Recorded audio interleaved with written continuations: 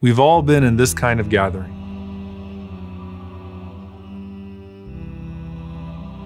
You notice people's features, their charisma, their expressions. When you look around, how do you feel? Comparing ourselves to others can make us feel like we don't measure up. Like maybe we aren't good looking enough, or confident enough, or dressed expensively enough. But have you ever thought about how beauty can be its own curse? But what about the blessing and sense of peace that comes with letting go of the standards that the world demands of you?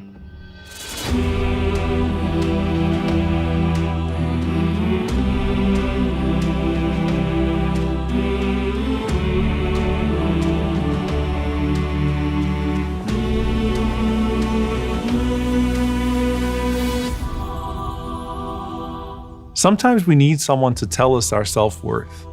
There was a young companion who was a Bedouin named Zahir radiallahu ta'ala anhu. He was known to have a low self-esteem. And when he used to visit Medina, he would go to the Prophet ﷺ and give him a small gift, just hoping to be noticed. And he's specifically described as being not very good looking. But the Prophet ﷺ would always find a way to show him that he was paying attention to him. And he'd go that extra mile to make him feel valued. And so on one occasion, the Prophet ﷺ grabs him from behind in the marketplace and he jokingly starts to wrestle with him and he says, "Who's going to buy this one from me? Who's going to buy this one from me?" And Zahir radiallahu anhu, even in the midst of that joke, he says, "Ya Rasulullah, who would want to buy me anyway?" Now the Prophet ﷺ could have laughed it off, but he knew that Zahir felt inadequate partly because of his appearance. So the Prophet ﷺ turns him around and he looks him in the eye and he says, وَلَكِنَّكَ عِنْدَ اللَّهِ غَالٍ. You are priceless in the sight of Allah. Why? Because true beauty is the beauty of character. And how the Creator sees you is how you should see yourself. As for your appearance, then you are as your Lord intended you to be. الَّذِي خَلَقَكَ فَسَوَّاكَ فَعَدَلَكَ فِي أَيِّ صُورَةٍ مَا شَاءَ رَكَّبَكَ. The one who created you, fashioned you, and proportioned you in whatever form He wished to put you together. Allah subhanahu wa ta'ala is al-musawwir, the bestower of forms. And He gave you a unique surah, a unique form. But look at the irony. The Prophet ﷺ said, "Inna Allah la yanzuru ila suwarikum." Allah does not look at your forms, nor does He look at your bodies. وَلَكِنْ يَنظُرُ إِلَى قُلُوبِكُمْ. He looks at your heart. That's what counts in the long run. But here, just know that your appearance has been given to you with a certain proportion of beauty, and every shape and mark is for a purpose.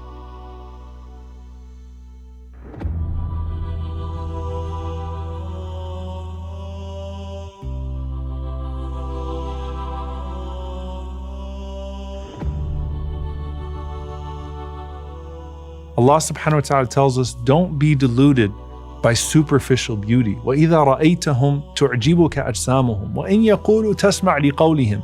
And when you see them, their forms please you. And if they speak, you listen to their speech.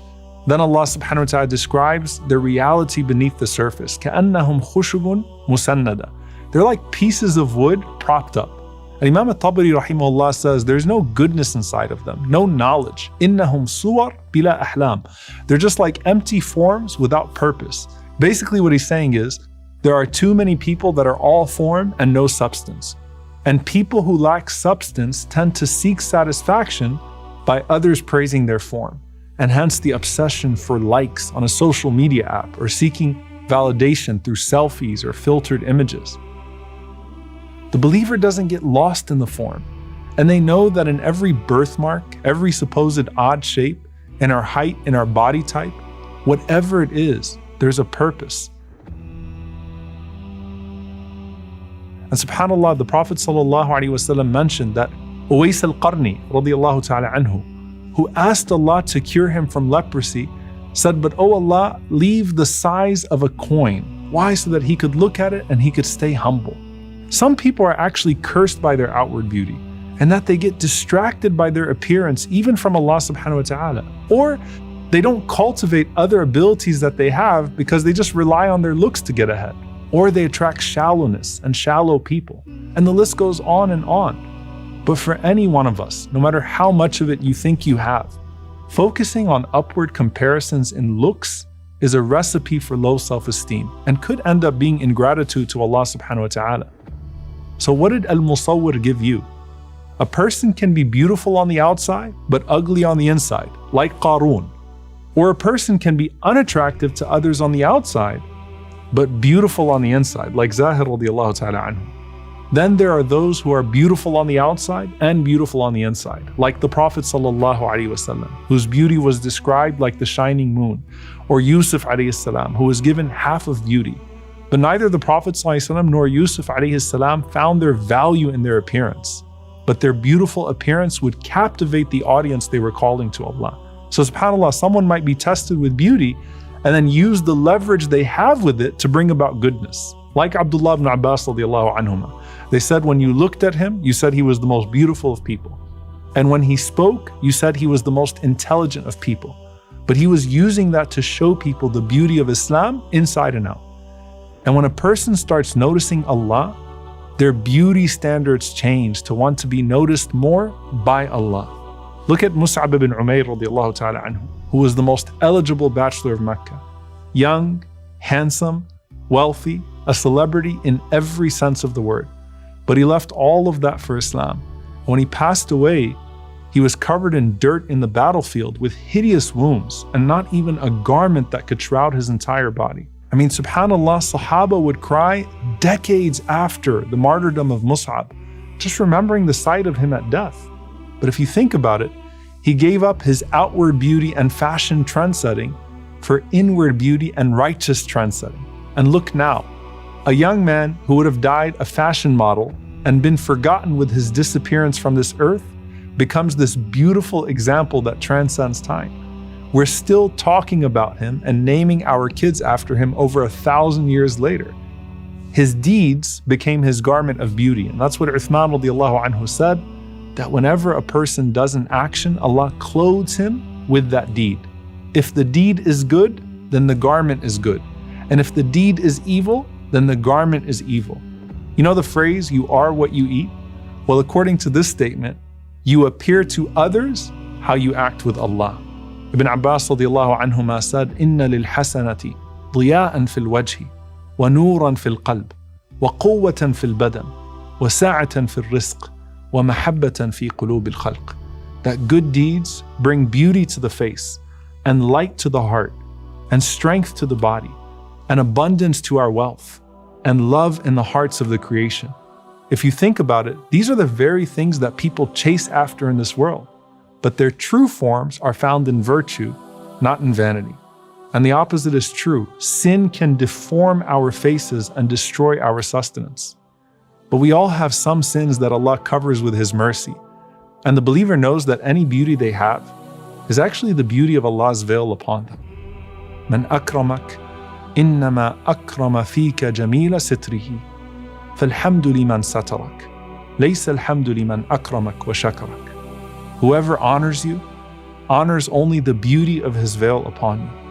Therefore, praise is to him who veiled you, not to the one who praises you. That's why the Prophet ﷺ would make dua, Allahumma kama ahsanta khalqi, fahassin khuluqi. Oh Allah, as you have beautified my appearance, then beautify my character. In other words, as you made me beautiful on the outside, make me beautiful on the inside. You notice in the dua that you're saying, oh Allah, you made me beautiful like it's a matter of fact, denoting that no matter what Allah gave you in terms of physical appearance, you're pleased with it and you thank Allah for it, while being fully focused on the potential of your character, which unleashes your true beauty.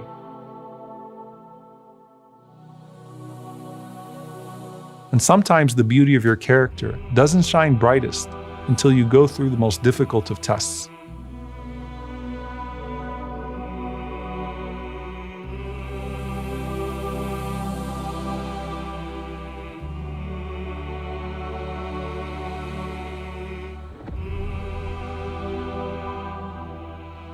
Just as the most wise decreed you to look the way you do, just as Al-Musawwir shaped your physical attributes, he also decreed your rizq, your provision. And if you're unable to see the blessings in every situation, what you have or don't have could affect how you process your world.